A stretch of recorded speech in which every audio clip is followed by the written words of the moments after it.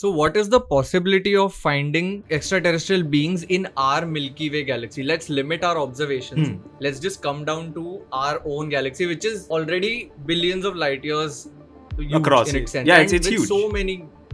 with so many stars, so many planets. So, I'm sure there must be some habitable planets. And what is that scale like? They've started just finding exoplanets, right? And just to tell you how hard it is to even find exoplanets, it's so far, okay, that even the furthest, you see a star at night, right? It's a dot.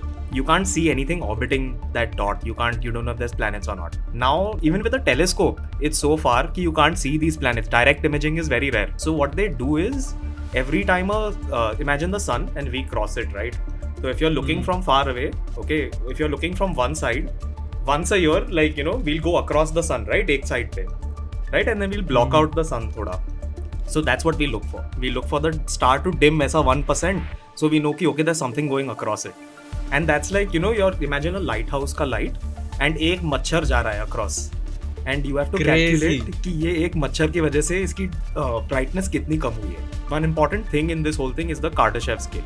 Okay, the Kardashev scale talks about ranking civilizations in terms of how much power they consume. Our civilization gets bigger and bigger. We have more computers, discretionary things that we use. We consume more energy to run our cars, to run our electronics, whatever. So if we're going out to space and we have to travel, we'll need more and more energy, right? The physicists came up with the Kardashev scale. Kardashev level 1 is when a civilization masters all the energy on their planet. Okay, whether that's they're doing it through fusion, whether they're doing it through renewable energy, whatever energy is available on their planet. Level 2, civilizations that have used their entire host stars energy.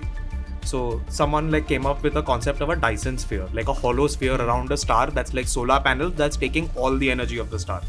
But think that's a mega structure, right? It's a structure as big as a star. It's so much bigger than the Earth. Just a power generator that's huge and bigger than the Earth. And type 3, I mean, we can't even imagine how these guys would be, but they take the entire energy of like a galaxy equivalent, Milky Way equivalent. That's their energy, like production consumption budget, right? So if we're talking about Kardashev level 2 and 3, right? One way of thinking about is ki if they've made these huge structures, we should be able to see them. But another way of thinking about it is ki we don't know like what it would take to be that advanced also. We don't even know what technologies would be involved, chodo like how to do it, right? So how do we know if we're just staring right at it and we don't know anything?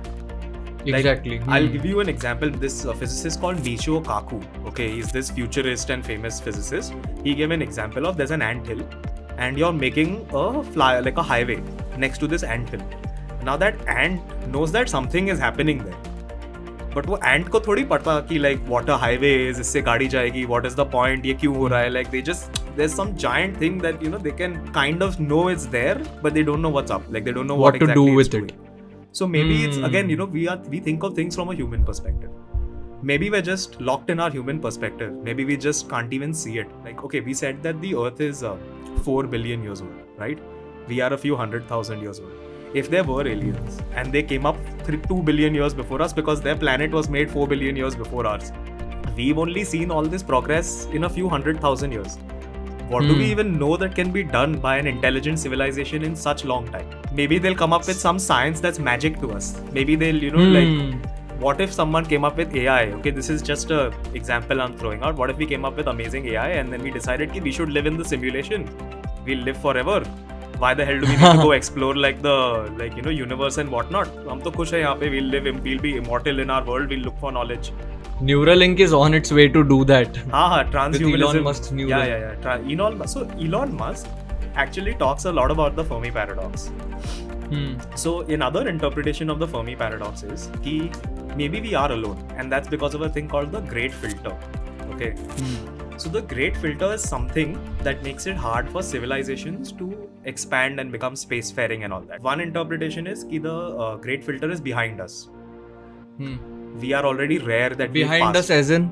We've already passed through the Great Filter. Maybe the Great Filter was becoming from single cell to multi-cell life. Okay, maybe the Great Filter was consciousness as we have it. So, to summarize the Great Filter, anything that can kill the whole human race or any living race is a filter. So those are extinction events. Extinction events are different also. They are also there. A Great Filter is some hurdle that all civilizations face.